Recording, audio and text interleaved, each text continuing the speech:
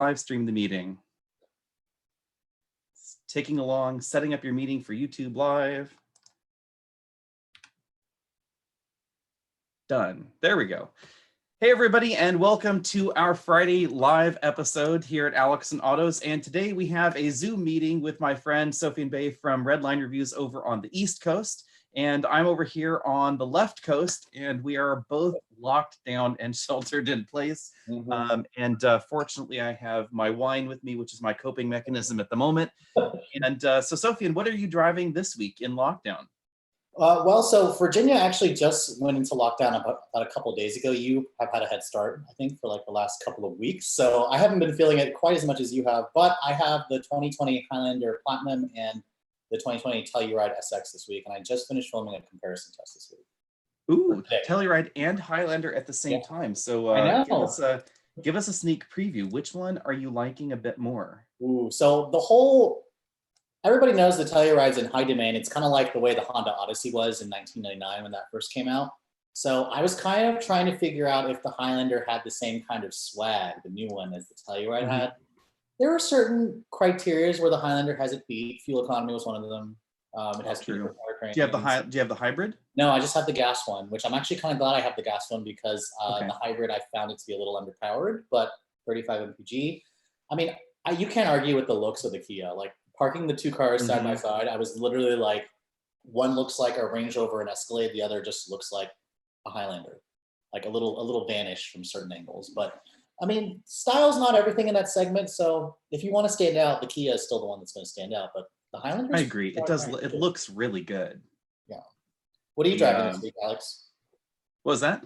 What are you driving this week? I am driving a Mazda CX-30, which I have to say I'm really quite impressed with. I've given Mazda a bit of a hard time, or at least I've been accused of giving Mazda a hard time lately. The Mazda 6, I wasn't as impressed as some people were with it. Although I do think that the CX-9 deserves better sales. I think the CX-5 is a little small. The CX-3 is definitely small. But I think the CX-30 is somehow just right because it's cheaper than a Mazda 3. It's more roomy than the 3 hatchback and way better looking than the 3 hatchback, and it's less expensive. So I really like it in that segment. I think some of the other segments that Mazda competes in, the CX-5 and the Mazda 6, they don't handle as well as the Camry or the Accord. They're not as fast as the Camry or the Accord. But somehow you stick the same engine in the CX-30 and it's just fine. And like the 6-speed automatic, I wish it had an 8-speed, but even that in the subcompact segment, all of a sudden it's okay. We also have a diesel Silverado. So we're going to be doing a towing test review, comparing it to the Ram EcoDiesel. What else are we doing this week? We're doing a towing torture test in the RAV4 hybrid. We're going to try and tow 2,200 pounds, which is over the US rating for the RAV4 hybrid, but within its towing rating for Europe. We're going to tow that up to 10,000 feet and then back down to sea level. And then we might do an update on the Nexo. Okay. You know what I think when I hear all the talk of these practical cars, SUVs and trucks, all I think about is just what I was driving last week, and that was the Cayman Supra. On a curvy back road. That was literally the day that Virginia announced the lockdown. So if you guys haven't seen that video yet, it's already live.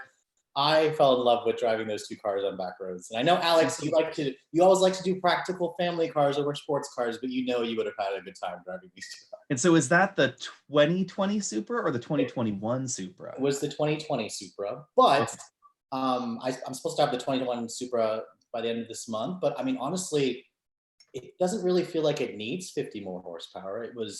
That car is really loud, fast, like on those curvy roads. I was just basically. I like the Supra, yeah. I kind of understand why Toyota gave it more power though, because it came out and then all of a sudden a whole bunch of journalists, our coworkers in the industry basically thought that it needed more oomph because of the BMW M. And then of course, because, you could get more power in a Mustang or a Camaro. But I thought it was just fine by itself. I'm not going to say no to the power though. So I want to actually come back to this one question that one of my viewers asked on my Instagram Live is, what were our best cars that we drove this year, like both of us? Oh yes, yes. Before the world shut down and stuff. Before the world shut down. That is a really great question. You know, I'm always torn when answering that question because there's so many great cars out there. And then I also think that there are great cars in a vacuum, and then there are cars that are great for someone, but not for everybody. So that's a tricky one. I would say, as far as cars I've been most impressed with this year, that's the same reaction that I have when somebody asks me that. I'm like, what did I drive this year that I remember the most? Did we drive the CX-30 this year, or was that last year? I want to say it was last year. Probably last year, so it doesn't count. It might have to be a Seltos then. I do like the Seltos. Okay. I think it's good value. The Highlander impressed me more. I think that Toyota really thought more outside the box on that one than I had expected somehow. I mean, any of the luxury cars I think that's a too easy one. It's like, I really loved the CLA 250 that we had last week, but that almost seems like it's not worth mentioning because of course it's going to be good. It's a Mercedes, it's expensive, you get what you pay for, it's going to be good, right? So I think I find myself more impressed with the unexpected ones or the value alternatives. Like again, the CX-30 I was honestly more impressed with than I thought I was going to be, even after being impressed with it at the launch event. I do have to admit, I wish it had an independent suspension in the rear, and I wish the suspension just wasn't so bouncy overall. But it's a good deal. It's big for the segment. It's roomy. It's comfy. And has by far the nicest interior in that subcompact crossover group. And it is like a bazillion times more attractive than a Subaru Crosstrek. That is true. Although the Crosstrek is a lot less expensive. But Crosstrek is more expensive. Yeah, less expensive. But the hybrid's kind of expensive, and if you get carried away with options, that Crosstrek is not cheap. So true. We have a first question here. Let's go to our Alex and Autos questions now. 2016 BMW 328i or a 2016 Mercedes C300. What would you choose? So. Sorry, Sam. Say the choices again. Sorry, I was trying to find. 2016 BMW 328i or a Mercedes-Benz C300. I would probably C300. Ooh. Yeah, I would go with the C300 as well. I think just because the current C-Class is better than the previous generation 3 Series for sure. That's. Here's an interesting question, and it kind of goes with some rumors that we've heard. The rumor has been saying that the next Lexus IS may get a BMW engine, say some from the Supra, but there's also been a conflicting rumor that it's going to get a Mazda inline 6 engine as part of their coordination. Do you think that Lexus's move here, they're saying they're going to be moving towards turbo engines, twin turbo hybrids, and no naturally aspirated V8s, etc. Do you think that's going to be over for Lexus reliability? I mean, you could kind of have the same question about the Supra, about it having, it's using a BMW engine and BMW parts. Would it still go up? Would it still appease the Toyota enthusiasts who expect reliability? I would probably say that my guess is the engineers and product planners and whoever's in charge of launching new products, they're going to make sure that whatever they put their name on is going to be built to the same standards that they build all their other cars at. Now, granted, there are probably a few parts that the BMW engine or the Mazda engine would probably have that could fail that was assembled at their factories. But my hope is that Toyota or any manufacturer would put the car or whatever part they get through the same kind of quality strict standards that they go through. So I don't know, only time, I guess time will tell.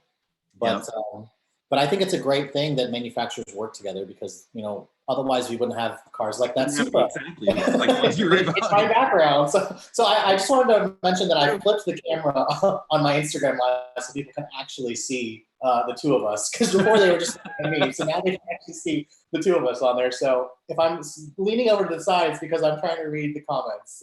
Got it. So our next question here is, what's more fun, Durango RT or Jeep Grand Cherokee? That's an interesting one. RT Grand Cherokee? Yeah, the Jeep Grand Cherokee with the 5.7 or the Durango with the 5.7. As a Durango owner, I would say more fun. I mean, fun probably the Grand Cherokee. What do you think? Yeah, I'd go with the Jeep because it's smaller. It's a little smaller. It's a Yeah. little lighter. It's Durango's not. got a big booty. I mean, it's you can definitely feel that it's heavy in the rear. So when you're taking it in the corner, it kind of reminds me of the Kia Stinger, actually, in kind of an odd way. How the Stinger, the rear end can kind of step out, but since it's rear wheel drive, if you dig deeper in the throttle, you'll be rewarded with the rear wheel drive design. But it's definitely not light. I mean, it's over way over 5,000. It's like one of the heaviest. It's like one of the heaviest in the segment. And Yes. it's the third row in the Durango. Is it actually like, I haven't been in one in a while. Is it roomy the way the Telluride and the Atlas is, or less so? A little less so, but it's pretty good overall because it's pretty boxy. So the third row is not bad. It's more usable than the third row, I think, than in the Highlander or the CX9. But it's not huge like the Atlas's third row. And the new Tahoe and new Suburban are better, but versus the old Tahoe, the Durango was pretty similar, honestly, to the old Tahoe. Next question. I know what your answer is going to be. Can we please get the Corvette C8 and a whole bunch of other questions about why doesn't anybody have a review on the Corvette C8? So the reason why you want to handle that one? The reason why neither one of us has that review is because Chevy didn't invite us to the media launch in Vegas, sadly. Yeah. I have no idea why. I guess GM just doesn't show us the same kind of love. Although we get invited to GMC and Buick events, but not Cadillac and Chevy. But it's a different PR department, so it is. I don't know. I've tried my best to reach out to them. I tried asking for a Corvette here in my area, and of course, this was like before the coronavirus pandemic hit the fan, so they just said they don't have one in stock for me. So I've been trying to get my hands on one. I asked dealers around here if they have one. There's a couple dealers that have some, but they're like, you can't drive the car. And I was like, what? Like, how am I supposed to review it if I can't drive it? So, Exactly. Yeah. Let's see here. Someone says, love your new pants, tired of old jeans. Well, sorry. There are jeans today. Let's see here. Future of the Infinity Q50. Has Infinity said anything about the Q50? I forget now. I think it's supposed to get the same refresh, the Q50, not the QX50. Yeah, because the Q60 is actually pretty new. And surprisingly, they just took that same Q50 interior. They didn't even change it at all. So I don't know. That's a good question. When are we going to see a new Q50? So it was introduced in 2014, which means that it is due for a redesign. And the interior of that car definitely needs help. Although, did they add Android Auto and CarPlay for 2020 to that? They did. Finally, Android Auto and CarPlay. And I have to say, I love the engines. The 3-liter turbo is great in 300 horsepower and 400 horsepower form. And the exterior is really attractive. This may be a blow to Infinity, but it reminds me a lot of what I think Mazda would do if they made a luxury car. It's like, they're like very similar themes in the overall shape. And especially the rear taillights remind me an awful lot of Mazda 6. But it's a good look overall on the outside, but the inside is just feeling so 10 years ago. Yeah, but you're right. The engine is great. The transmission, it's okay. The steering on that car is a huge letdown for how fun it is and how fast it is. But the beauty about the Q50 is it's a good deal. They have it is a good deal. Deals on them. So if you want 400 horsepower and you want to spend like less than 400 a month on a lease for like a $50,000 car, that's it basically. Like you could lease that car for the same price as like a Honda Accord, I feel like. That's true. Although I have to admit that the last time I really wanted, full disclosure, when the Red Sport came out and I went to the launch event and I drove the 400 horsepower Red Sport, I was like, I must have one of these things. And I begged the PR person, I'm like, tell me when's the deal, what can you do? Is there any deal you can work out? And as you know, in this industry, sometimes some manufacturers will say, we'll give you a deal on the new car. And sometimes they won't. Right. And, like my Durango, I got, in full disclosure, I got 5% off the Durango thanks to FCA. But our Kia Soul and the Hyundai Nexo, nothing. Hyundai was actually like less than helpful with the Nexo purchase. Really? I remember you telling me that, yeah. But in Infinity, they were like, well, we'll see what we can do. But and they're really lovely PR people. I love, just personally, I love the people there at Infinity, but they couldn't do anything. And the lease price was astronomically bad. And so I didn't get one. And then similar thing actually with the Kia Stinger was, the Stinger came out and I was like, I must have a Stinger. And we even did a comparison video, Q50 Red Sport versus Stinger. And I remember I saw that. I probably would have got the Stinger, to be perfectly honest. It's just cheaper. Not quite as crazy fun, but definitely less expensive. And the Stinger deals just weren't there either. So didn't get the Stinger, just had to let it go by. All right, so let me see if I can find a question here from the Redline side. So somebody, or Mr. Tucky Tucker has asked, should he wait to get the new Type R refresh, or should he buy the current one right now? Oh, that's a good question. We will know very soon because we'll have the Type R shortly. In my head, if you could get a deal, not that there are very many deals on Type R's. There's still one for about sticker. Right. So if you could get sticker for the current one, but the new one is over sticker, I would get the current one because they're not that different. No, the exterior looks the same unless you must have goose blue. Right. The goose blue color is the only reason. Yep. Like really the only difference on the outside you're going to notice. I would love to see Honda turn that into, but it is worth noting again, Honda's saying that the Type R is not going to hang around forever, right? So it's like eventually going to have an end date. But I think that's a pity. I would love to see the Type R with like a really, really smooth new 8-speed DCT or something. That would be great. All-wheel drive. Yeah, that could be fun. Even if it didn't have all-wheel drive, just an 8-speed DCT to expand its reach. I mean, take a look at GTI sales. The vast majority of GTIs and other high-performance hot hatches in the US are automatics. And then Hyundai is going to put a dual clutch in the Veloster end as well. So yep, that's getting their new DC. The sad truth is, as much as enthusiasts like manuals, we're not buying them. That's definitely true. This is a good question. What is the best full-size sedan that isn't a Lincoln Continental? So by them asking Lincoln Continental, I'm assuming they're meaning not terribly expensive big sedan. In that one, I would go with Kia K900 because you could probably get a screaming deal on it since they don't sell. That's true. Although that's kind of priced, I guess, in Lincoln Continental territory still, right? 60, 50,000. I mean, in terms of the big sedans, because like what can we get on a K900 deal? You talk. You could look at the Cadenza as well. The Cadenza is also a surprisingly good car too, and nobody like, you'll be in a very exclusive club because not very many people buy those. So let's see here. Right now, in my region, you can get a Cadenza with 0.9% financing, brand new, 2020, for 66 months. That's a really long, low interest rate loan. It looks like my local dealer is offering $5,000 on the hood for a 2020. And you could lease one. Lease deal's not as good, $719 a month. But I would argue that's an entertaining car because the K900 sells what, like 200 a year. You're the only one with it. Oh, so I guess something we forgot to talk about. Swiper Swiped 8920 also asked, how are we both holding up while we're in quarantine? I guess we forgot to talk about that.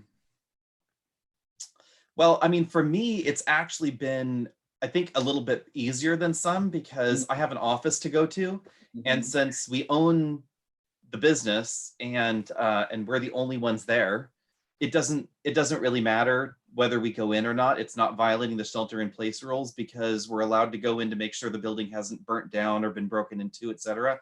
So we try to go in every day. We aren't there a full work day or anything, but we go in and we look and watch the sad empty office and water the plants and pick up the leaves that have fallen off of them. So that's kind of depressing. But other than that, we've just been getting a lot of yard work done. So, it's burn season here in California, in rural California, I would say. obviously you're not allowed to burn yard waste in the Bay Area. Right. But since I'm in rural California, we're allowed to burn. And so we've been basically having huge bonfires every other day. There's so much in the forest to get rid of. The hope there is that you burn it now so that way it doesn't burn in a forest fire. So it's encouraged. And yeah, that's pretty much it. Yeah, no, the whole shelter in place thing for you, Alex, is really nice because you have a great spot to film. Like, if you guys ever see Alex's like house where he is, he literally, I don't know how many acres you have, but he literally walks out into his driveway and films, basically. Yeah, so all of our filming's done in the driveway, or down our neighbor's property, which is very handy. Right. So you're technically abiding by the shelter in place, restriction. Like here where I am, like I have a driveway and I have a garage, but today, like they basically closed down all the parks that was near my house that I used to go to. But I was lucky enough to have my neighbor like see me filming in my driveway, and he actually said, "Hey, do you want to drive into my backyard? Like it faces the woods and you can film there." And I was like, yes. "Oh my God, you are a lifesaver." Because like I have a huge yard in my house, but it's fenced in and I can't get the cars back there. And plus my great. he'd be very unhappy if I drove the cars onto the grass because it's got very fresh, clean grass back there. And he's like, "You're gonna damage the grass if you put cars back there." Stuff, but that's a neighbor you want to get to be really good friends with. Yeah, no, he is awesome, and he's an enthusiast. He drives a 2017 GLI, and his son has a 2016 GTI, and they both have like a stage 2 or stage 1 tune on it. So I was just like, yeah, how did I get so lucky to have a neighbor? Yeah, that's a good one. That's a car guy and such. But yeah, it's been good. We've had a steady stream of press cars. We've been lucky because the only brands that have canceled on us so far is Ford and Jaguar and Land Rover. Yeah. And you thankfully had the Velar right before they turned off the tab. I did, because when I had it, like literally the next week, Jaguar emailed me and said, "By the way, we are canceling loans until further notice." So yeah, and we squeaked in a Range Rover Sport hybrid, mild hybrid, right before the shutdown too. The 3-liter. That video is coming up. Okay. So speaking of that, so what videos do you have coming up that people can look forward to? Oh, okay. So I have a fairly good amount of stuff in my queue. I've got the Range Rover Velar SV Autobiography Dynamic Edition, which is the longest, stupidest name that I've ever heard. So that hang on. So how long is that one? Say it again. So it's Land Rover, Range Rover, Velar SV Autobiography Dynamic Edition. It's like 22 syllables long. Okay, because I have a Dodge Durango Citadel anodized platinum all-wheel drive. But I guess it's a little shorter. It's a little shorter. But seriously, when I counted out that name, I was like, why didn't you guys just call it the Velar SVR? Like, why? That's all it needed. So I've got that one posting next week. I'm going to do a couple of more first look videos next week. And then I'm going to either post the T1 R-Line video, or I did a video, like the 2020 R-Line, which looks a lot better than the one that they first showed off in 2018. And then either that, or I might do the Outback versus T1 comparison video, Wagon versus SUV. I thought that one was interesting. But what do you have coming up next week, Alex? So we have CX9 hit today, which we should talk about that in a bit. And we have Sentra, which I think is a strangely good deal. And I really appreciate the fact that Nissan really narrowed the options down. So at least you can avoid Civic Turbo comparisons. Yeah. Then we have Range Rover Sport Mild Hybrid, the Mercedes GLS. They sent us the GLS 63, but we mainly talk about the GLS 450 since everybody's going to buy that one. The video that Lexus is not going to be happy about, which is Lexus NX Hybrid versus RAV4 Hybrid. RAV4 Hybrid. I would get RAV4. Then we have the GLC, the CLA, the CHR, and the Atlas Cross Sport. And they sent us a 2-liter turbo Cross Sport. Oh, good. So you can do a different engine from one. Yeah, which I was happy about. Okay. And let's see here, that takes me on to the next question from Luke, who's asking, where do we get our specifications when we compare vehicles? So I don't know about you, but the media sites for manufacturers are where we get all of our info. And then I keep a ginormous table spreadsheet so we can easily, but that's where we get them. I will say that not every manufacturer is terribly helpful. Like Mercedes is horrible for specifications. There's some vehicles out there that you don't have legroom numbers for. Like, how do we not know this number? And if you ask them, they'll say, "We'll get that to you later." I'm like, "But I need it now." Yeah, it's like if you get it to me that next week, the car is not going to be on camera. So So where I get my specs is the same place you, I guess, the manufacturer's media site. I also will go to the consumer site and double check there. And then if I don't have it there, I actually will go and I'll check Edmunds. I'll check Edmunds. I'll oh look yeah, at Edmund's great Autoblog, resource. Car and Driver, Motor Trend. I will kind of literally compare everybody's numbers to make sure they're consistent. Because there Yeah, are some inconsistency is a problem. there are a lot of inconsistencies. So whatever I see the most consistent number, I usually will go with that. Yeah. And this is worth noting that there are multiple different ways of measuring legroom. There are two main ones. So folks out there, when you're comparing legroom numbers, manufacturers are allowed to do whatever they want. There's no rule on what they can use. And so there are two SAE standards that most manufacturers abide by.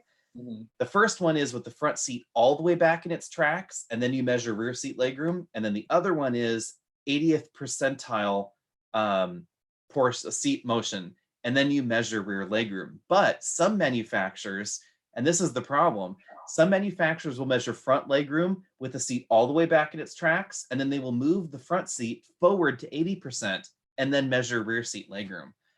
So that's how you end up with vehicles like the Ford Fusion that seems super roomy on the spreadsheet. Right. And then you sit in one and you sit in a Volkswagen Passat and you're like, there is no way that this Ford has more legroom. That is true. So let's see. Someone asked here, what do you predict for Mazda's future, good or bad? That's so I just did a video on, Mazda's sales and what were some of the reasons why I thought their sales weren't doing well. Because Mazda has always they've always had a very strong enthusiast following in the US. I mean, there are times where, people would tell me what compact car should I buy, and I'd say Mazda 3, like that's the one that's not a Civic and a Corolla, it's so good. And the problem is the Civic and Corolla have gotten so good, and the Koreans have gotten so good, like Hyundai and Kia have gotten so good. Mazda just doesn't stand out to me as much anymore, and they're not going to stand out until they, for one, update the powertrains. But they're beautiful. The thing is they're good looking, but like the new 3, it looks very similar to the old one. And you know what? I actually had a photo show up from 4 years ago when I had a 2016 Mazda 3 with the. People thought they were the same. It looks similar, but I actually think it looks better than the new one. Oh, like wow. I looked at that photo and I looked at the new one and I was just like, I actually prefer the old one. But I mean, the specs of that old one from 4 years ago, same engine, same transmission. Interior, of course, is better. But then they also took away the heated steering wheel. They don't offer cooled seats on it. No panoramic sunroof on any of the Mazdas. So I'm kind of just like, Mazda, if they're going to go with the premium, they need to just go full on with the premium. But then they also need to do something else to differentiate themselves, because it hurts to see their sales so bad. Like especially, and that's the part that I don't quite understand. It's like, I don't think the CX-9 should be in the top 3 in sales by any stretch. Obviously that's where logically the Highlander, I don't think the Pilot deserves it anymore, but Pilot's up there, Explorer's up there, etc. But CX-9's dead last. Like, how does CX-9 not outsell Pathfinder, or a bunch of other things? Like, I would have hoped that somehow it could be better than dead last. That shocks me, honestly, because it handles great. It looks good. It's actually pretty quick. It's just as fast 0 to 60 as the Highlander V6. Interior legroom and third row room are almost identical to Highlander. It's well priced, but it sells so badly. So I think the reason, and I actually had some help from my sister when she was looking for a family car. I showed her a CX-9. And her first reaction was, I like the way it looks, I like the way it drives, I like the way the interior feels, but it has less space on the inside than like the CRV that she tried out the week before. Mm-hmm. Like she said, the storage space was bad, the trunk space was bad. She basically said that the third row, like she has to keep it folded down because like with it up, there was no room for anything. And she just said, why is this car so big on the outside, but it's so small on the inside? And I think that's a problem for a lot of people. And it's funny because people think that it's so, I mean, it does look tight, but when you actually pull out the measuring tape and you really park it next to a Highlander and you measure, it seems to be mainly design. It's like it feels smaller inside, but it's not actually smaller. Like the cargo area in the Highlander is not great. I mean, it's tiny behind that third row, and the third row is not comfortable. No, I just sat in that for my video. Yeah. The Telluride and the Highlander, and literally I had the seat all the way back in the second row on both cars, and in the Kia I could actually sit back there, but in the Highlander I had to chop my legs off to get back there. So Yep. Yeah, someone's even commenting like, "Oh, really? The Pathfinder outsells the CX-9?" And yeah, by like an enormous margin. And also Nissan puts incredible rebates and deals on them. Like you can take. I actually priced out a Pathfinder right now, and Nissan dealers are discounting it by like $8,000, like $3,000 more than like a Pilot, for example. I was like, damn, that's why. So actually, Bryce138 asked, which is better, Kia Forte GT or Hyundai Elantra GT N line? Oh, yeah, that's a good question. I would Forte at the moment, I think, and wait for the new Elantra. That's true. Because the new sedan, I actually really liked the way it looked. I did a first look video on that, and I liked how it looked in the photos. Can't say how I'm going to feel about it in person, but I know some people were rubbed the wrong way about it. But compared to the one, trunk, but compared to the one with all of the triangles that looks like a Pokemon, and the current one, I was kind of just like, dude, this is a huge improvement. So it just that reminds me of something my dad did with a tractor and his Oldsmobile once. With the front end loader, he like backed up and then didn't see where the car was parked and then sliced the rear end of the car open with his front end loader on his tractor. And that's exactly what that looks like. It looks like someone just sort of smacked it with a tractor right there in the middle.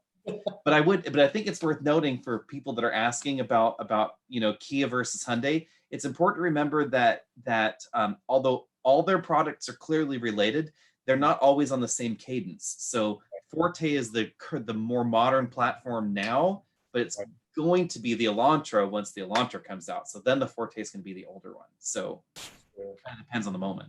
And we don't have the Forte 5 here in America still. Yeah. I was hoping they would show we may never get that one. Who knows? That's true. That is true. So I like the Elantra GT because it's a hatch, but you're right. The Forte right now is the newer one until the new Elantra. So here's a good question. Luke O is asking, what is the deal with Mitsubishi? Oh.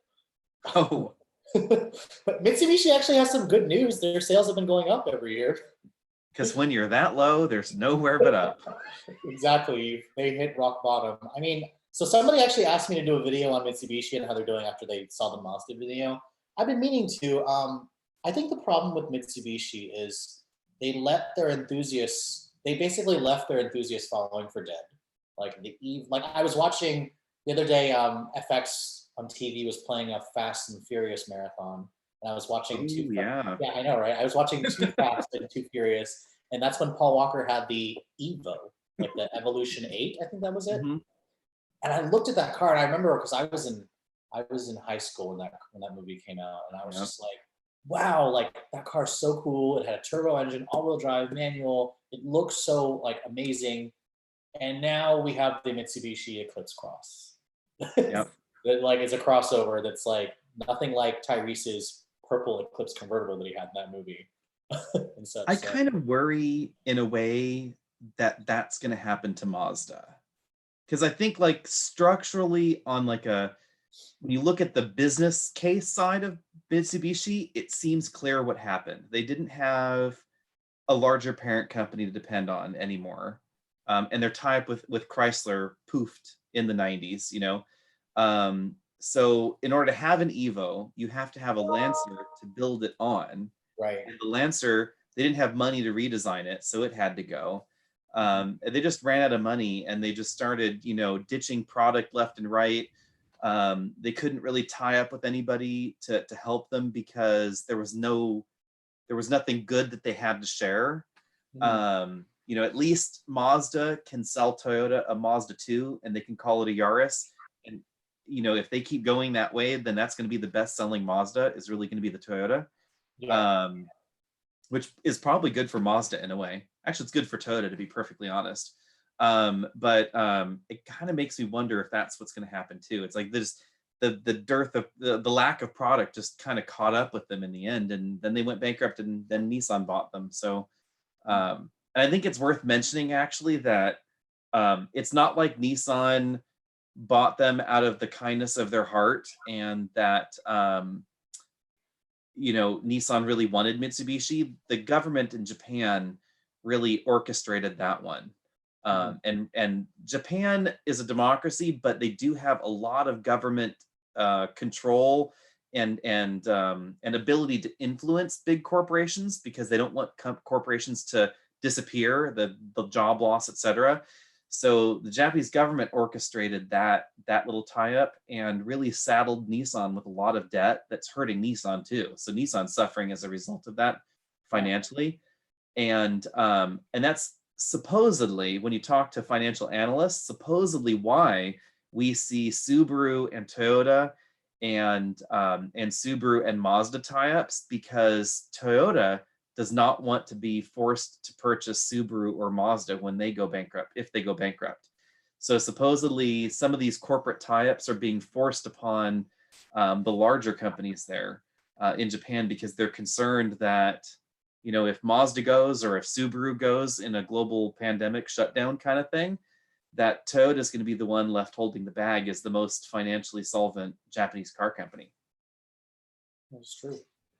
Yeah. Ouchie. Do you have another question there? Let me see here. Oh, so somebody wanted to hear our thoughts on the 2021 Optima, since we've seen it in Korea for a few months, yes, but nothing here in America yet. I'm assuming coronavirus has something to do with that. I like the thought around the Optima, but I'm curious to see what the all-wheel drive one's going to be like, because Hyundai and Kia are brother and sister fighting all the time. So Hyundai claims that they did not all-wheel drive because it was too compromising, and that we got better driving dynamics out of the front-wheel drive one. So is that true? That's what I want to know. Yeah. I mean, my hope is that, because I liked the 2021 Sonata, and like from the photos of the Korean version, the Optima, I really like the way it looked in the photos. I mean, obviously we need to see it in person, but if they can do like a GT version, like the Sonata N-Line, make it look like another Stinger, I was like, I'm pretty sure that's coming. I think. Yeah, I'm pretty sure that's rumor coming. mill tells us the GT's coming. Oh yeah, so I think Kia continues to kill it. I mean, I loved the 2021 Sorento when I did that first look video of it. Wish we saw it in person. We were supposed to see it in person in Geneva last month before everything got canceled, but I don't know. Well, which auto show do you think is going to be the next one we go to, Alex? Because they just canceled Detroit. They just canceled Detroit, and the New York JAPTA Center in New York is being used as a field hospital. Yeah. So, I Although mean, in order to have an auto show, they're going to have to clear patients out of the field hospital and a month or so in advance. I don't think that's going to happen. Yeah, I have a feeling New York will be canceled in August, which means our next show would be in LA in November. Could be November. Which, oh my God, that's a long time. That would be nuts. So Tech Culture is asking best electric car other than Tesla. So the perfect person to answer this would be the Tesla owner. So I don't former Tesla owner. Former Tesla owner, because I don't have it. Actually, I've been really missing having an electric car in the garage, to be honest. Like that Outback that my spouse drives is very nice, but it's no Tesla. But it's a lot less expensive for sure. Best electric car. So I would argue that you can include anything coming up this calendar year. This calendar year coming up. Sure, why not? That's the problem, is like that isn't Tesla. I mean, Mustang Mach-E. I would Mach-E. The Mach-E is definitely going to be a really important one. The RAV4 Prime, I guess, could also be good, but it's a plug-in. It's a plug-in. So I guess really the only thing that's coming this year is the Mach-E, because that's a true Tesla fighter. Supposedly, theoretically, Rivian is going to happen this year, although they have admitted that coronavirus has complicated their factory build. Yeah. General Motors, isn't General Motors going to have a new EV this year? The Hummer EV, but that's been delayed. EV. Yeah. The Hummer EV's been delayed. So they were supposed to show it actually like this month, I think, or next month, but I don't know if that's going to happen. Actually, I'm curious because Acura was supposed to show us the 2021 TLX in New York. Oh, that's true. And I actually haven't heard back from Acura if they're still going to show it online. We actually need to find out if they're going to show it online or if they're going to postpone it, because I they're supposed to be showing us a production something with Type S in New York, and it was supposed to be next week. And I'm intrigued by that because they really need something, and they remain very dedicated to their parts sharing. So they claim that it's still going to be a transverse engine. It's not going rear-wheel drive, but it'll be a new engine architecture, a new transmission probably that can handle the power. So it could be good. I hope they can get their mojo back, because we were talking about this earlier, that you were asking about hybrids and like what else is there that competes with Explorer hybrid and Highlander hybrid, and I'm like, MDX, maybe MDX hybrid. And it's kind of sad in a way that Acura, who was in the Lexus realm 20 years ago when we were younger, is now really rationally a Highlander competitor. It's not really a Volvo. You wouldn't say Volvo XC90 T8, you wouldn't say X5 plug-in or Mercedes GLE plug-in or even Aviator plug-in, right? I mean, it's like you're kind of like Highlander, Explorer, MDX. Like the MDX is the nice one, right? It's like, it's kind of, I hope they can get out of that. Yeah. Someone here is asking what you think of the Genesis G80. So I did a first look on that, and I saw there's a YouTuber in Korea, Asian petrolhead, that already drove the car at the Korea program. Although watching his video on it, they were literally only allowing one journalist at a time to drive the car. Yes. So I imagine that must have been painful, but I love the way it looks. I love the interior. I can't wait to drive that 3.5 twin turbo V6. At this point, I'm gonna on a road like that. I'm gonna change my virtual background. That is literally Alex's backyard. He's got those roads as soon as he leaves his house, which I'm changing my virtual background to my drive, my winding mountain road, just in case anybody was interested. And what are you driving there? The CLA 250? That is the CLA 250, which I was honestly very impressed with, I have to admit. Oh, yeah. Admittedly, I expected to be. And this CLA 250 had a whopping $25,000 in options on it. Oh my God. And it was still a CLA 250. Not a 35, not a 45. This was a well-equipped Volvo S60 or a nicely equipped C300, or possibly even a BMW 330i with a decent number of options on it. So this was like a $52,000 CLA. It's a very expensive CLA. But I think what actually surprised me was it handled better than I thought. And shockingly, I had to admit that I thought to myself when I was driving it, if my own money were on the line, I would probably buy the CLA over the C300. It felt more nimble out on the road. The C300 feels good and it's definitely fast. But the CLA 250, even though it's front wheel drive, it actually honestly felt better, I thought, out on the road. Yeah. Have you had that one yet? I have not had the CLA 250. I drove it, and I drove the 35 AMG at the media. How was the 35? The 35 was lovely. It basically took everything that you like about the 250, but finally gave you like the exhaust, the power that it needed, although it was considerably more expensive. I considered it to be like a nice like stepping stone into AMG. I mean, because I don't think we're getting the 45 here in America. We are. Because when I was they hadn't made the announcement yet. 45. They finally announced it. I think it was a soft announcement. It's on their media site, and it's going to be 382 horsepower. We're not getting the S version. No, not the S, but 382 horsepower. A new 8-speed dual clutch transmission. We don't know any details on it. So instead of the 7-speed that the others have, it gets a new 8-speed, and their adaptive chassis, and they're claiming 4 seconds flat, 0 to 60. Okay, and because the one I drove was like 4.7, which was pretty quick. It was pretty quick, honestly. I thought it had plenty of power. Let's see. What's your next question here? So somebody here asks, what is your favorite compact SUV? That's a good one. Oh, right now. That is a good one. A RAV4 hybrid constantly comes up in our comparison, actually, honestly, about like, best best options. I like the CX-5 Turbo though, as well. Depends on how much you want to spend.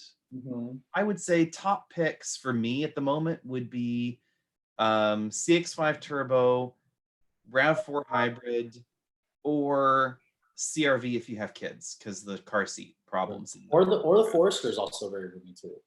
Forester's not bad. But it's slow. In my head, the Forester seems a little boring. There's nothing wrong with it. Yeah, it's good value as well. Yeah, and that's the thing about Subarus is they're good value. Yeah, I'm not somehow as excited about the Forester. I don't know why. Yeah, I would probably say CX-5 Signature, the Turbo, and the RAV4 Hybrid as well. Those would be my choices. What do you think about? Let's see here. The Tiguan's an interesting option because it's got the third row. Yes, so I need to post my video on that 2020 Tiguan because I think it's actually one of the better looking of them, especially with the R-Line package. I loved it with the R-Line package. It had 20-inch wheels on 255 width tires. You're just not going to find that in the segment. Oh, that's a good point. That's like the old one had wide tires too. Yeah, like very fat tires. The problem with the Tiguan is it looks like a GTI, handles reasonably well. It's an MTB platform, but it's so damn slow. Like I do not like how sluggish the 2-liter turbo feels in that thing. Like I said in my video, which hasn't posted yet, it'll post soon. It feels like the turbo fell off the engine. Like I'm literally like, put my foot down. Where's the turbo? That's true. And it's because it's so heavy. It weighs over 4,000 pounds. But this goes into the eternal question of, would you take the better handling car that's slower or the faster car that doesn't handle as well? I'd probably take the faster car. Oh, okay. I'd take the better handling car. Yeah, I like speed. I like being able to put my foot down fast. Like, that's what I want. And I think that's the reason why I like the Outback XT that my spouse just bought, because even though it doesn't handle all that well, like the turbo, you remember the turbo CVT combo? Turbo's quick. It was 6.2 seconds to 60, I think. Yeah, it's definitely quick, but whoops, dropping microphones all on the floor. This is a very complicated setup I've got going on here. But yeah, it kind of wallowed a bit. That was the thing I didn't like about the XT is since they wanted it to remain off-roady, go anywhere-y, it kind of has that really soft float to it. It did, but you know what? I've learned to appreciate it because when you're riding in the car with your significant other and there's a dog in the back seat, what you want is a cushy, comfortable, quiet ride. Now you could get lowering springs. No, I wanted to put off-road tires on that thing. I wanted to put some all-terrain tires on it because the tires are a little puny looking. So I was like, What is the next question up for us? Let's see. We'll go to a different background. Oh, there we go. That's a good one. That's a good background there. Let's see here. This is the background that people don't ever get to see. So where we film all of our videos, we're looking 180 degrees from this, because when you look this way, it looks cool in a photo, but it really does not turn out well in a video. Everything gets blown out high or low, and the video quality ends up really questionable. Someone's asking here. Oh, go ahead. Oh, sorry. Somebody here asked, when are we going to be filming the Model Y? Excellent question. I go on Turo daily to try and see if a Model Y is available. So I don't know about you, but if anybody out there has a Model Y and you are willing to let us drive one, then you know where to find us. Yeah, so I've actually, if you guys are in the DC area, feel free to reach out to me too. I've seen a few people with their Model Y performances here, and you probably have better luck seeing it out in your area since that's where they come from or where they're produced and such. But yes, so I actually haven't announced it on the channel, so I'm going to go ahead and announce it. We have a Model Y on order, Model Y Performance in white. It has the white interior, so it won't be produced until later. I don't know when. Tesla has not told us when it's going to be produced yet. They just basically said, it says prepare for delivery, but everybody says prepare for delivery. Yeah, but their factory's shut down now, so because they're not an essential business anymore. Elon. I need to sell that Cayman that's in the background too before I can get them. Yeah. I need to get rid of that before I can get the Model Y, which hopefully will happen soon. So. And so as soon as Sophian has his Model Y, I will be on a plane and I will no longer be sheltering. I will be flying out somewhere to self-quarantine in a Model Y for a short while. Theodore is asking about rumors that the Acura RLX is being canceled. I actually haven't heard those rumors, but it wouldn't surprise me. Yeah, I mean, it's like one of the slowest. I think it actually, did the K900 do worse or did that do worse sales-wise? They're pretty close. I think it might have beat the K900. Yeah. I mean, the funny thing is I drove. Were you at the media launch for the refreshed RLX a couple of years ago? Actually, I remember that program. It's actually. And we both sat there and said, "Why are we here?" I mean, we both sat there and said that. What sucks is it's a surprisingly good car, but for $60,000, there's a lot of good. Right. There's nothing wrong with the RLX other than its price tag. Right. That would make a great top-end trim Honda Accord. But it's not a Honda Accord. It's not a Honda Accord. It's an Acura. But it kind of is a Honda Accord, and it kind of is the last generation Honda Accord. That is very true. Although, I guess the TLX is also the same thing. But someone's saying, any info on a 2021 Acura MDX plug-in hybrid? I have not heard any of those rumors, actually. Have you? Which car? RLX plug-in hybrid? MDX. MDX plug-in hybrid. I haven't heard any rumors about an Acura plug-in hybrid. That would surprise me somehow. Has Acura ever offered a plug-in hybrid? No. Someone's asking what we think about the RAV4 Prime. I'm excited about the RAV4 Prime. I think that Toyota is trying to be sportier, so I'm interested in their attempts. Yeah, as long as it'll do the 0 to 60 that Toyota's claiming at 5.8, I'm super excited for it because it finally is adding an element of performance that has been missing from the RAV since the V6 departed. Like when the V6 departed, that was a car that could literally burn out its front tires even if you had the all-wheel drive model. The V6 was hilarious. It was hilarious. How is there this much power in the Toyota RAV4? It was hilarious. It was so much fun. But the problem with it was very thirsty and it was nose heavy. So the Prime basically gives us that same power, but we get 50 miles of range, we get good gas mileage. So it's a car that's going to be a win-win from Toyota. My only fear is the price. Like it's going to be close to $50,000. I feel like 47. It will have at least $5,000 off MSRP. We don't know because we don't know the battery size. Right, the tax credit could have a bit more. At least there's going to be a tax credit. True. Yeah, so we'll have to wait and see. I mean, Toyota was supposed to be launching the car this early summer. So now with all this craziness happening, I don't know, everything's just going to be delayed. We're all kind of like wondering when. Oh, here's an interesting one. This brings up the Scotty Kilmers of the crowd. Rico West is asking, will Nissan ever get rid of their Jatco CVT? Since Nissan owns Jatco, I would go with no. No. But it doesn't mean that Jatco couldn't fix their quality issues and redesign the transmissions to the point where they're not failing, to where they're reliable, or they're more durable. I mean, I'm sure Nissan is reading and hearing the complaints from owners, and they know that there's a lot of problems that they've got, and they're trying to correct it. So you can't always, because Scotty Kilmore, he's a mechanic. He's seeing it through his own little mechanic goggles and such. Which, I mean, granted, some of the stuff he says is true, but at the same time, you have to take what he says with a grain of salt. Right. And I would also caution there that that early Nissan CVTs definitely had some longevity issues. Oh yeah.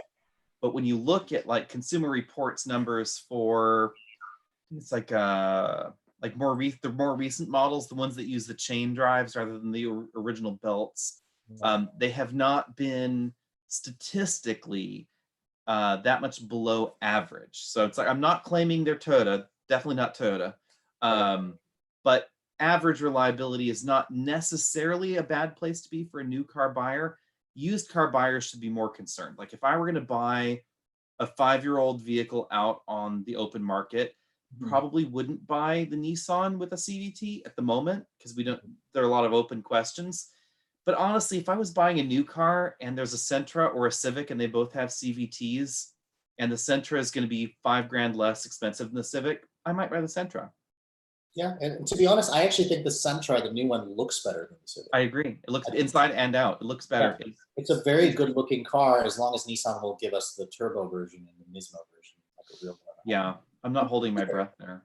I'm not holding my breath either because the current, I mean, I don't know, like the current or the old Sentra, they offered the Nismo version, which I drove briefly and it was a huge disappointment. Never did a full video on it, but the suspension was soft, the steering was rough, the shifter wasn't great, and I was kind of just like, this is Nissan's SI and GTI competitor? No, it feels half baked.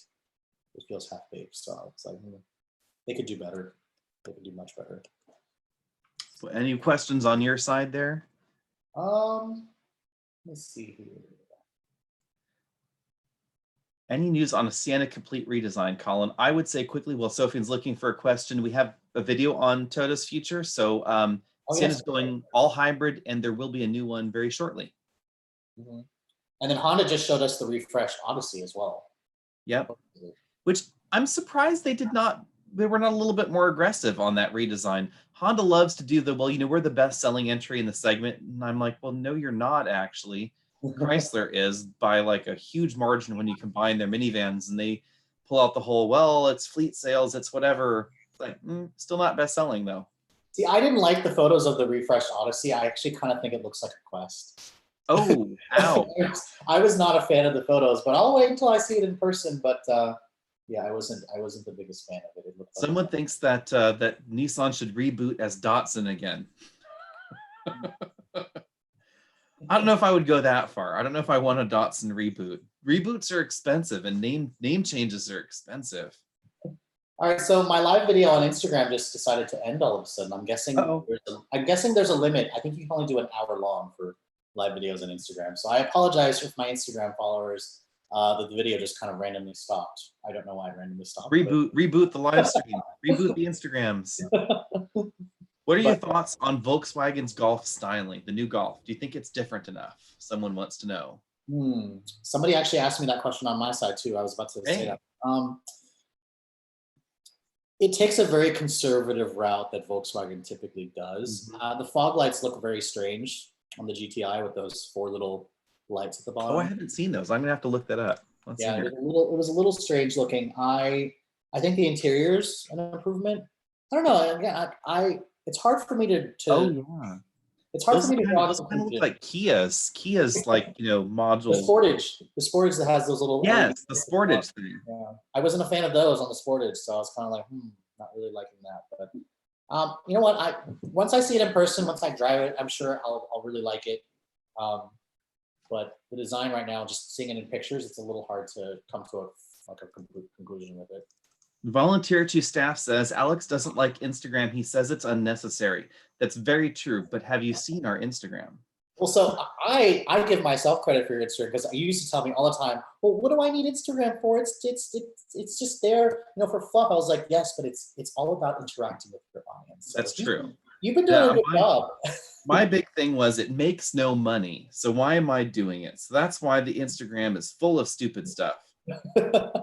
But you know what? If people are going to see like a sillier side. There we go. I think that's perfectly fine. Let them see a sillier side of you because you are very serious and technical in your videos. So I like to show a different side of you on whenever you're, in a video with us, and for you to show it on Instagram, I think it's great. It's funny because someone was saying, how many takes did it take you to review the all-wheel drive electric wheelbarrow? And I'm like, honestly, not many, because the only time that there was really a problem was the one thing that ended up in the outro thing, the outtakes side. It's not pretty, usually all buttoned down. It's good. We're good about that. But you get a half a bottle of wine in me, and you never know what might happen. Of course, we can't be doing that while you're driving. So no, that would be irresponsible, and we would never do that. Thoughts on Infinity's hybrid and electric future? That's a good question. Were you at the Infinity electric craziness that they had? So I was not there, but I know you told me all about their plans. So just remind me again what they said that they were. So they're going all in on serial hybrids, which they're calling they call it gasoline electric plugins or something like that, full EVs. So basically it's an EV, and then they're going to have a model with a big battery or a model with a 3-cylinder turbo and a generator. And they promise it's going to be super quiet. Okay, but I think people want full electrics, not a gas generator. That's the question. So, you know, the Tesla crowd, the Tesla fans definitely want the full electric. But does the performance shopper that may be swayed by the Tesla, do they want the electric performance, or do they want the zero emissions part? I don't know. I think that Infinity is really going out on a limb there. Yeah. I worry about Infinity. I want to see them recover. I want to see them go back to their glory days when the Infinity G was killing it and such. So I have high hopes, because the Japanese luxury brands lately, they've fallen behind. They've really fallen behind, and it's sad to see, because here we've got Genesis coming in with these amazing new products that's getting a lot of attention. Even in a world where everybody's talking about electrification and Genesis isn't there yet, but they're just showing these amazing cars that are a lot less expensive. And you're kind of just like, why does this car not wear a Lexus badge? Like, it should be, this is what Lexus should be doing, but it's not what Lexus is doing. So yeah, it's like I would also caution the people that are worried about the electric side that all battery electric vehicles and plug-in hybrid vehicles combined hit less than 2% market share of new car sales in 2019. So that means that both of those categories together, A, was less than manual transmissions in America, and B, was like 85% Tesla. So we see the rise of Tesla. We don't necessarily see the rise of electric vehicles, generally speaking. So e-tron, I-Pace, Hyundai Kia's things, the Bolt, didn't really make a huge splash. Right. I'm not entirely convinced somehow that as good as the XC40 Recharge looks and as good as the Polestar electric looks, I'm not entirely convinced that they will make a big difference there either. Yeah. Somehow, I don't know. How do you feel about Polestar 2? So I saw that car in person when I was in Geneva last year. I thought it looked really cool. It looked strangely odd because it was like a little taller than I expected it to be. The range was like 300 miles. The interior was typical Volvo. So I'm super excited for it, but have they announced when it's actually coming? This calendar year. And that's kind of what I wonder is, why is it not just a Volvo? Right. Like, especially since it's all electric and they claim that Volvo's going all electric, but they're slicing their pie super thin. They're like, oh, well, Polestar is performance all electric, but we will still have electric performance Volvos. And you're like, well, then why are they not the same thing? Like, so confused here. They've never really explained that very well. I wonder if it's just that there's too much money rolling around. Yeah. And so let's just blow it and make another brand. I don't know. Yeah, I guess they're trying to just differentiate themselves, because Tesla is the electric car company, and I guess Volvo was like, well, let's just call it Polestar and have that be our electric company. And since we don't want it to be just Volvos, we want it to feel a little bit more special, a little bit more unique. So I can see why they wanted to go with the Polestar name. I just want them to hurry up and bring us some products.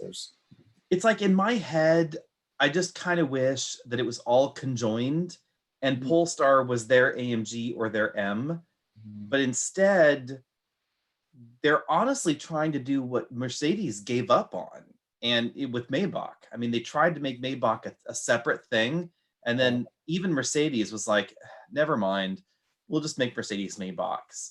So, I mean, Geely's got a ton of cash though, so maybe they'll make that work, but it seems kind of a stretch at the moment. Oh, so one thing we haven't talked about, Alex, is the Honda EVs and how they're going to work with GM. Yes, that's caused a lot of people to pull out their pitchforks lately. Oh my. So what are your thoughts on that? In my head, I'm okay with that because GM does have more of a history of full battery electric vehicles than Honda does. Honda does have a decent history of hybrids at this moment, and a little plug-in hybrid history as well. But GM has much more volume behind them. And honestly, batteries and battery electric systems are such money losers. It's so expensive, and there is no battery electric vehicle other than possibly, rumor mill, possibly the Nissan Leaf is close to break even. Other than that, no battery electric vehicle makes money. So why would you not make one as inexpensively as possible? Yeah, and honestly, Honda desperately needs a long-range EV. I mean, the current one that they had just got discontinued, the Clarity Electric, which had a paltry 89 miles in 2019. Like 89, that's the kind of range that we saw from the Nissan Leaf in 2010. And the fact but I also kind of see this in a way as like satisfying the you must have an EV crowd without really investing too much money. And I don't necessarily have a problem with that, because if 85% of the EVs out there are Teslas and they're selling because they're a Tesla, you know, and people aren't necessarily really clamoring over themselves for anybody else's EV, then why should Honda care? I don't know. It's tricky. It's the same thing with Toyota though, like, because they haven't really been wanting to put their eggs in the all-electric basket either. They're all about hybrids, but I think that they should start caring, because Honda and Toyota are the brands that everybody thinks of in America when it comes to reliability and build quality. And I'm kind of just sitting there going, why hasn't Honda or Toyota come out with a 300-mile range full electric car?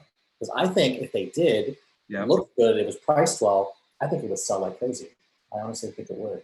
I think we'll see. The Mach-E, I think, will tell us how that will go, I hope.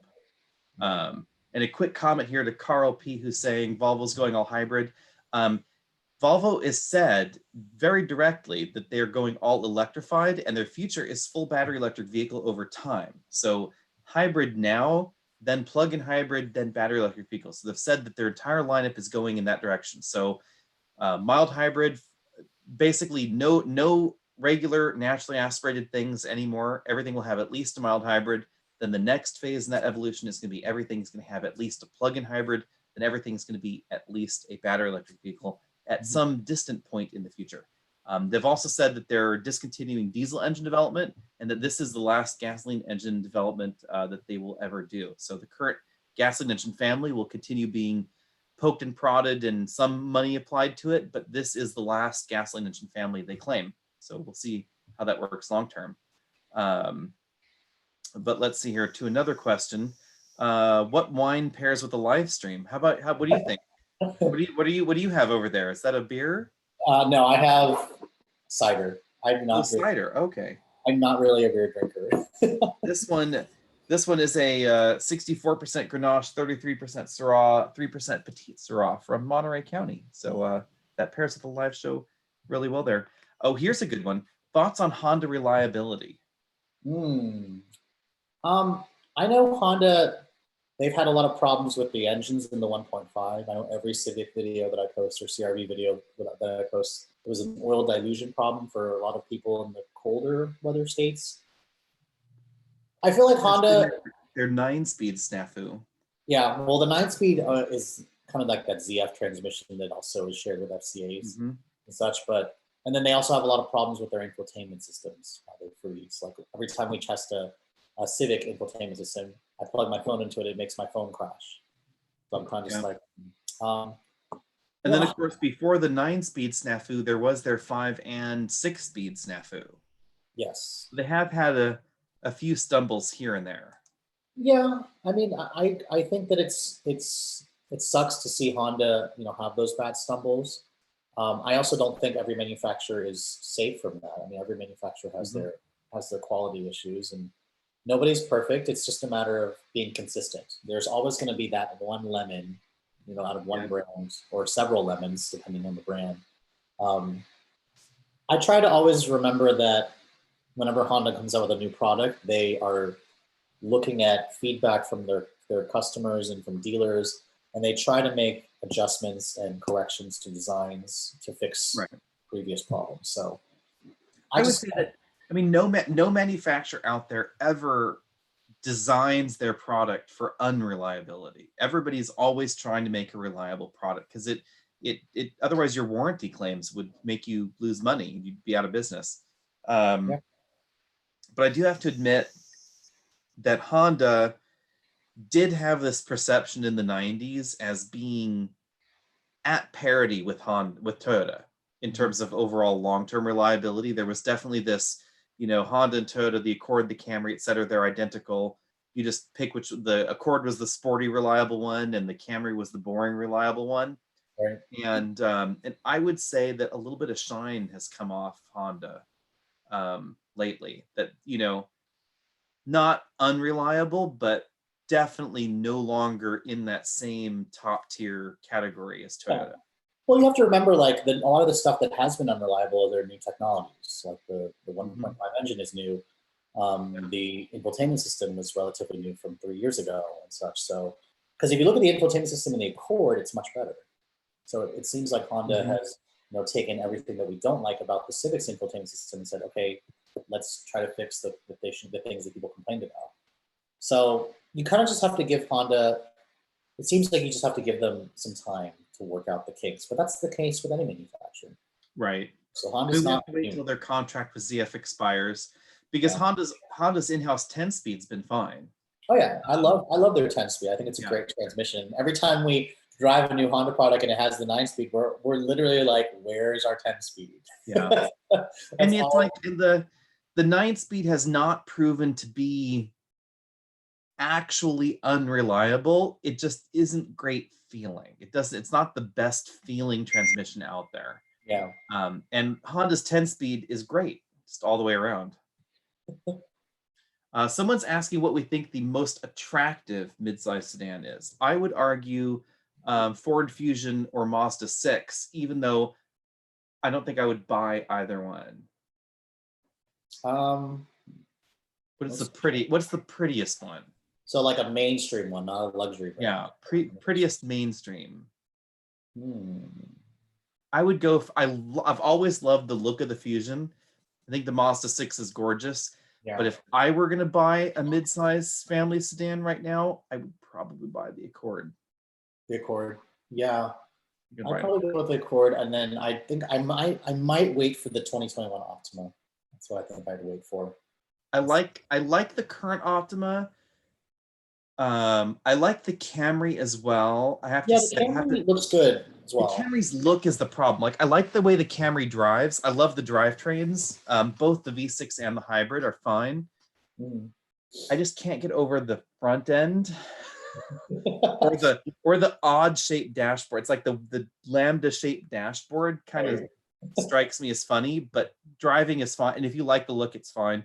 But I think I would go Accord at the moment. Yeah, I do agree that the Camry looks good, but I like the look of it in the rear when you have it in the white with the black roof and the quad exhaust. Like, I actually think it's a really sharp looking. How about Altima? Is Altima good looking? Is Altima as good looking in its segment as Sentra is in its segment? Yeah, I think in the right color, the Altima can be decent looking, but I hate how Nissan cut corners with the rear design. The taillights are all incandescent. There's not a single LED in the taillight, and it drives me crazy every time I see that. Like, for example, that 2020 Highlander that I have out there, it has like an LED combination rear taillight. The brake lights are incandescent. The turn signal is incandescent. And I'm just kind of like, why? Like, why is this like a platinum Highlander that's $50,000 and it has incandescence? Like, when you can get, a Corolla that has full LEDs. It doesn't make sense to me at all. And it's like, it's worth noting that like in the Sentra, I think it's okay because it's cheaper than everybody else.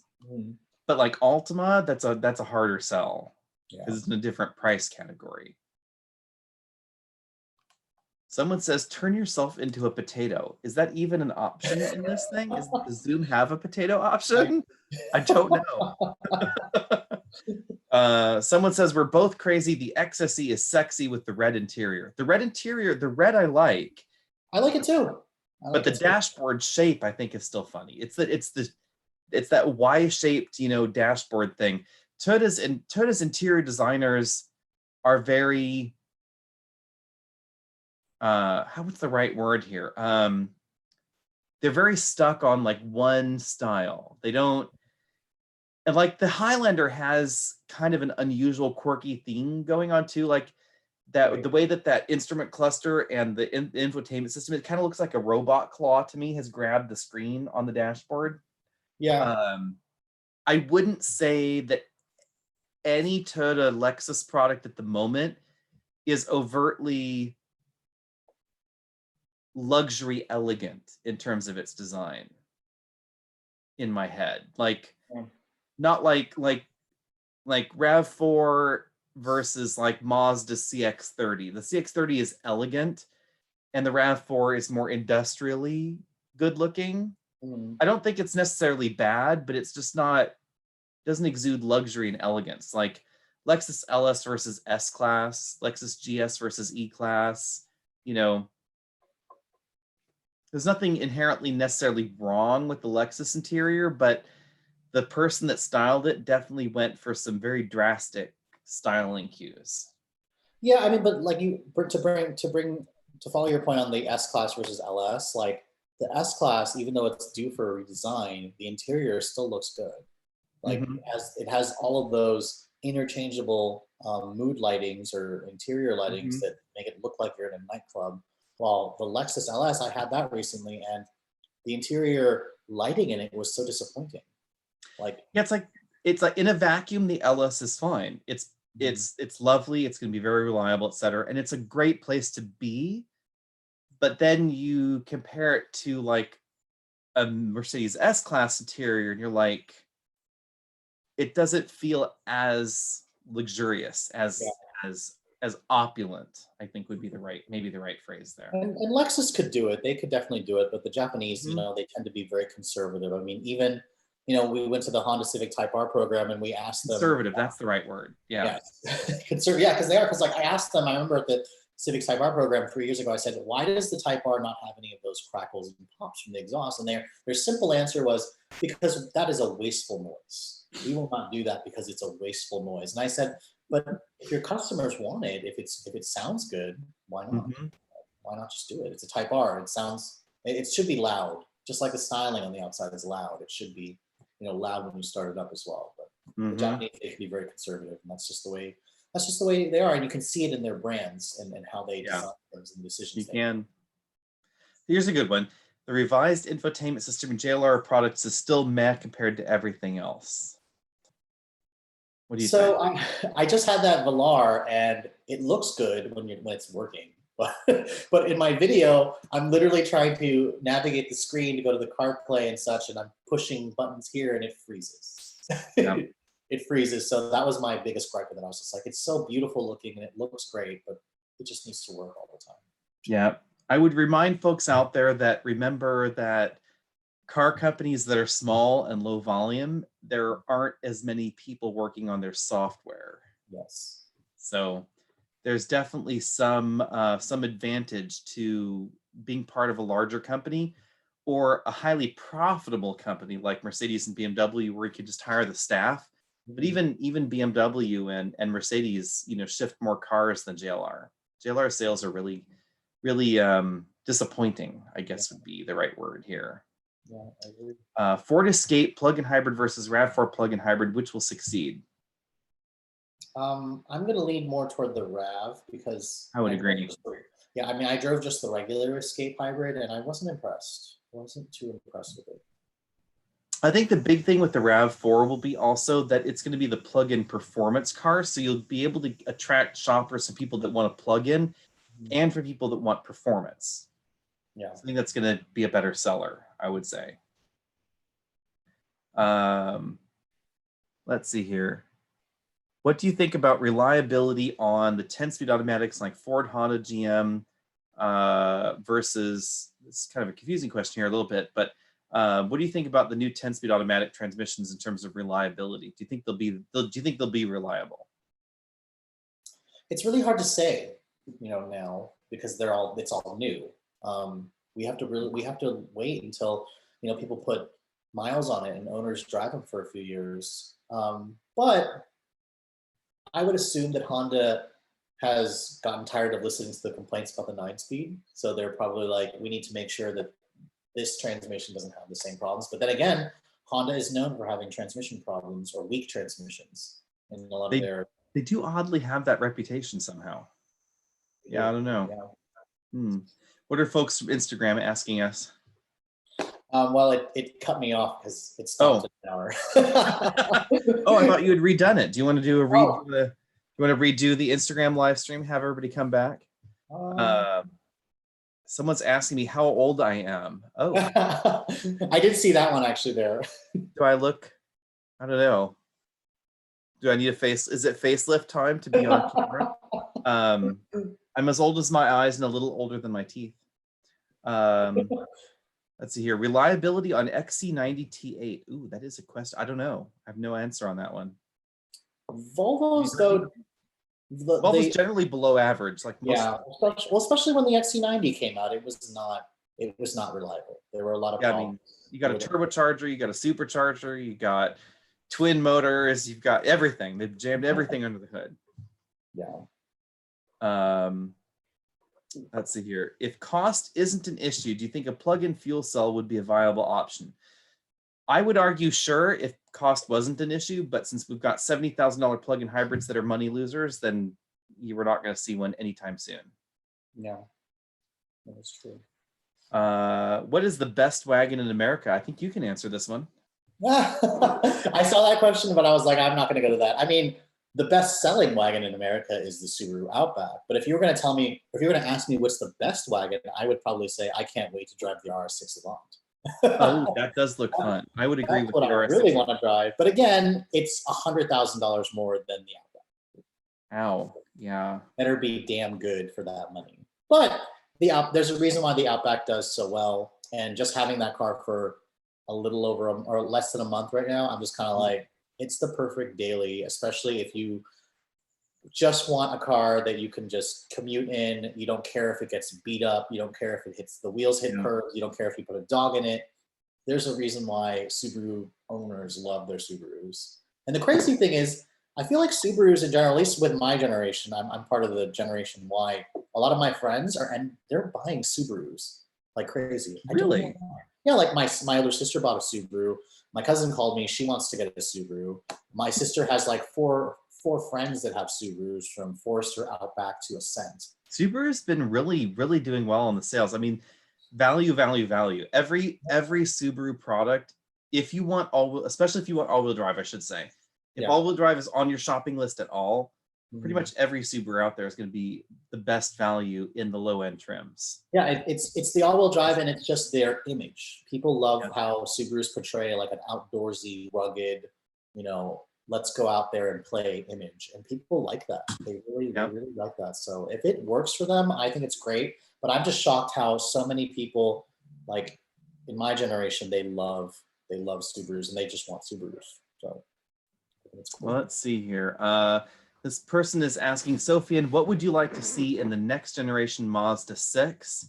And then I'm going to nip out the door and run to the restroom really quickly while you answer that question. So I think the next generation Mazda 6, what it really needs is all-wheel drive.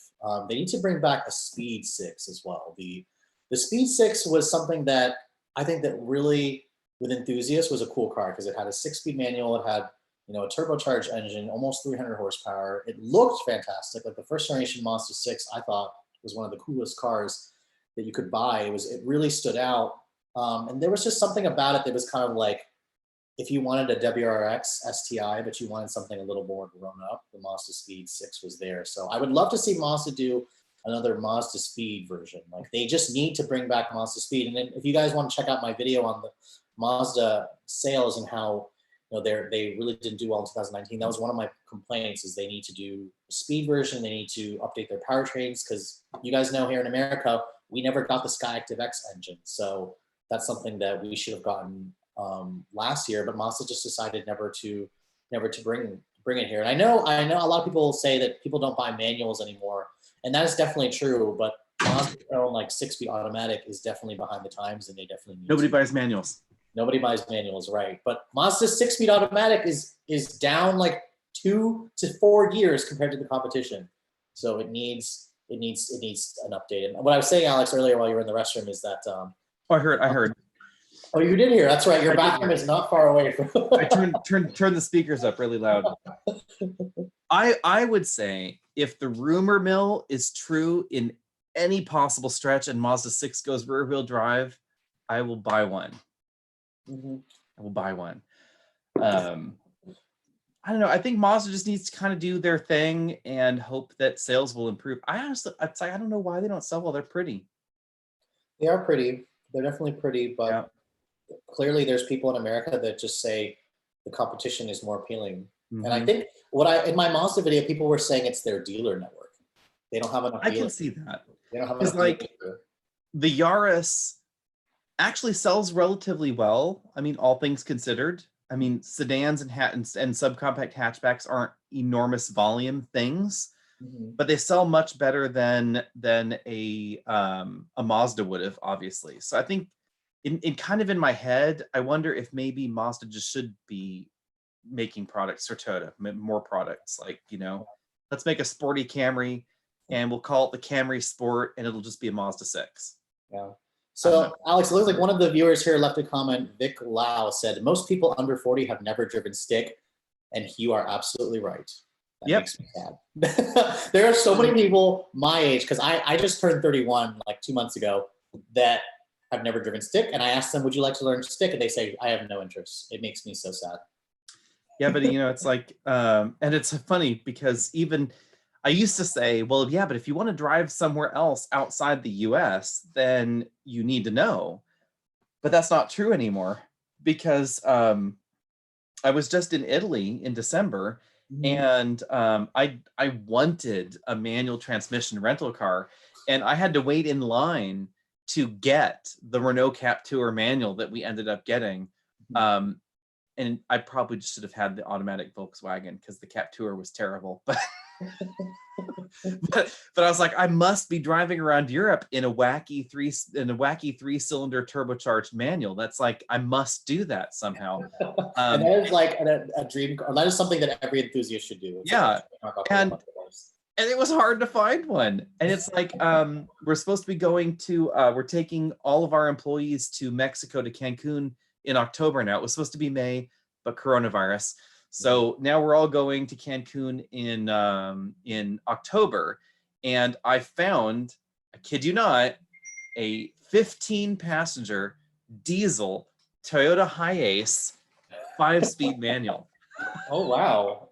A 15-passenger. I have no idea what this van looks like, by the way. It is seriously ugly. It is like the ugliest van I have ever seen in my entire life. But I must drive one somehow to see how it is. But yeah, nobody buys them. 2%-ish, I think, right? In the US, something? It was less than electric cars, sadly. Is it finally less? Because in 2019, manual transmissions still barely outsold battery electrics. Yeah, sadly. Not a lot. Also, here's a good question here, Alex. Jake Carter asks, what do we think of the current Lexus lineup? Like, what are ones that you'd personally buy? Let's talk about the ones we would buy and which are the ones that we would push off a cliff. Okay, let me think here. So, bearing in mind that I like the way that Lexus's feel out on the road. So I think that honestly, when it comes to steering feel and handling feel, I would rather have an IS than a 3 Series, a GS than a 5 Series, and an LS than a 7 Series. But that's not the only factor involved. And so I would say when it comes to acceleration, braking, interior design, exterior design, kind of like everything else, I would buy the 3 Series, the 5 Series, and the 7 Series over the Lexus. That's kind of my problem. So I hope that they're talking about reinvigorating their entire lineup. So everything's going to get replaced. We're going to have a new IS, new GS, essentially. The GS is going hydrogen. Right. And then we're going to refresh to LS, and everything is going hybridized and twin turbo hybrid, which seems kind of cool. So I hope that will help a lot. The GSF is entertaining, and in its current generation, they make a great naturally aspirated V8. It sounds incredible, but it's so much slower than an M4. Yeah. The LS interior, I think, looks good, but it also highlights, I mean, if you step from there into an S-Class or a 7 Series, why is the LCD instrument cluster so small? Yeah. So it's like, Lexus is like, they keep trying to think outside their box, but they're so conservative in their design ethos that I think it causes a desirability problem. Yeah, and I agree, because right now, out of the current Lexus lineup, the only Lexus cars that I would personally buy, if I had to buy like a comfortable, smooth sedan, I would buy an ES. I think the ES is actually a really nice driving sedan. The new one is perfectly good. It's a little nice. It's a lot nicer. But would you ES or would you Cadenza if you didn't care about the badge? I would go with the ES still. Oh, okay. I like the way the ES with the F Sport package looks a little more. It's a little more. And if you didn't care about the badge, would you ES or would you Avalon? Ooh, I don't like the grill on the Avalon, so it does kind of have a Hitler mustache. Yeah, I would not do Avalon. The other Lexus I would buy is the LC. I would buy an LC. But the LC is gorgeous. It's $100,000. So what's not to like about that car? That's true. But yeah, but again, it's slower than the Mercedes or the BMW. I agree, but I don't care at that point because I think the engine sounds great. It's a lovely. It does sound good. With a great. But there's going to stick a twin turbo V6 in it, or possibly a twin turbo V8. V8, right? So I guess I'd be pissed off that I bought it when the twin turbo comes out. But but I mean, that car is good. In terms of Lexus SUVs, I think the only one that I would even remotely consider buying is the LX 570. That's really the only one I would consider. I do like the LX, and if you're a Land Cruiser fan, and I have a neighbor that is a total Land Cruiser fan, and he thinks this is absolute sacrilege. But if you're a Land Cruiser shopper, why would you just not buy the LX? Exactly. For $5,000 more, you get a Lexus. Yeah, and it's got nicer inside. Like, why would you not buy the Lexus? I mean, you're already spending $100,000. Who gives a crap? Right, exactly. If you're going to spend 85 on the Land Cruiser, spend 95 or 92 and get the Lexus. You'll get a better dealership experience. You get a nicer interior with a bigger screen. Just get the Lexus at that point. Which is why Toyota may not bring back the Land Cruiser. There's rumors that they may not bring it back. They'll just leave it as the Lexus version, and the Land Cruiser will become like something like an FJ Cruiser, like the. Here's a weird question: Stinger GT2 or 392 Scat Pack Charger? Ooh, the Charger just doesn't fit me. I feel like whenever I drove the Charger with the Scat Pack model, first of all, I don't like the name. Scat Pack is stupid. What a name. I know it's got a lot of history, but I hate the name. The Super B is also a little weird, to be honest. No, the V8 is lovely. The Charger, my problem with it is it's too big. It's too fat when you're driving around. Like, it's comfortable, but I prefer something smaller. I prefer a hatchback, so I will Stinger GT all day long. That's a tricky one for me. I've owned FCA products, so I have obviously no problem with FCA. I even had a 2000 Chrysler LHS, which was enormous. It was absolutely enormous. I might get the Stinger, though, I have to admit. The main reason for me would be the practicality of the cargo area and the long warranty. I've had no problems with my Durango. It has the 5.7, and that 6.4 is one of my favorite engines ever, ever, ever. Yeah. Probably would have a Stinger, though. It just feels fresher. You can't beat the Stinger for what it gives you, for the money. But Charger outsells Stinger by like a bazillion. But I'm curious to know what their fleet sales are compared to Stinger. We don't know exactly, but I would not be surprised if it didn't matter. Charger outsells Avalon by such an enormous margin in that segment that even if it was half fleet, it would still be the top seller in that segment. Like Avalon sells relatively well for that segment, but everybody else, I mean, if it was a logical world, it would be Charger and Avalon, and everything else would just be discontinued because it's not worth selling. Like, why is Maxima still there? Like, they don't make enough Maximas to make money. Why does it still exist? I don't know. Well, I'm seeing there's somebody here. Joe Taylor left a comment. Sophion, tell us your experience working at a Nissan dealership. Oh yes, tell us. He asked that twice, actually. So before I did this full time, I worked at a Nissan, the internet sales department for about a year. And this was after I left the Ford dealership. It was an interesting experience because, you know, I went from a Honda dealership to a Ford dealership to a Nissan and an Acura. Oh, I didn't know you worked for Ford, a Ford dealership. So now you have to broaden the question. Compare all of the dealerships. Okay, so the Ford dealership was probably the best experience for me. I liked the Ford, and I was there the longest because if you guys ever worked in car sales, you'll know that it's an industry that has quick turn. Like people, they bounce all around. They don't stay at places. I was at the Ford dealership for 2 years, at the Honda dealership for a year, and at the Nissan and Acura dealership for a year. I liked the Ford dealership the most because we had the most business. We sold F-150s like crazy, Explorers like crazy. A lot of I also liked a lot of the customers. A lot of them were military. They'd come in and buy a Raptor and they'd pay like $3,000 over a sticker on a Raptor, which they do all day long. The Nissan dealership I didn't like because it was basically, this was in 2014 when the new Rogue just came out. The Versa also, I think that's when the Versa came out. That's when Nissan sold the $10,000 Versa, the $9,995 basic special Versa. I didn't like Nissans because I felt that a lot of the buyers who went for Nissan, they were so price driven, and that's the only reason why they wanted the Nissan. Like I'd have constantly people coming in from Honda and Toyota and Ford looking at like a Rogue or a Versa, comparing it to the Honda equivalent, you know, and they'd say, well, like they would like how the Nissan's cheaper, but then they would also sit there and say, well, I want it even cheaper. Like they just, like Nissan has a bargain basement reputation, and I saw it firsthand. The customers were more wanting to bargain. Yes, and that reputation is not good, and that's the reason why Nissan is not doing well right now, because no dealership wants to say that I sell Nissans and how people who are cheap or who can't afford much, they buy it and such. They want to have like a good reputation for that stuff. So that's kind of where I felt like I genuinely like working at the Ford dealership the most. But when I left sales and this full time, I never looked back. It was definitely something that I want to go back onto. But oh, actually, I just realized something. I've got my significant other calling me downstairs. I'm guessing I've been on the phone for too long. Too long. So everybody will have to we'll pick one last question. Yeah, let's pick one more question because I guess. So do you have a question on the Instagram side?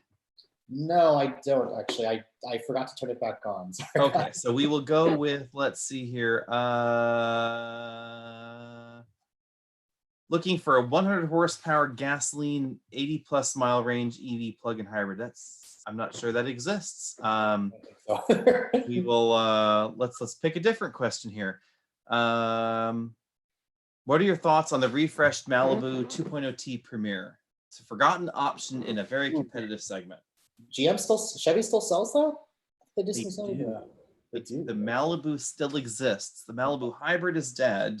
Okay. But the Malibu still exists. I think my problem with the Malibu is that it's very milquetoast. It's very very plain. It's not as good looking as the Fusion. It's not as exciting as something else. The 2.0T engine I've always loved. GM does a really good job with engines, actually, I have to say. Engines and transmissions are GM's thing, but they don't wrap it in a pretty wrapper. Oh, there we go. Hi, Blake. Whoa, live show. Hey, there we go. Hey, we're on live, by the way.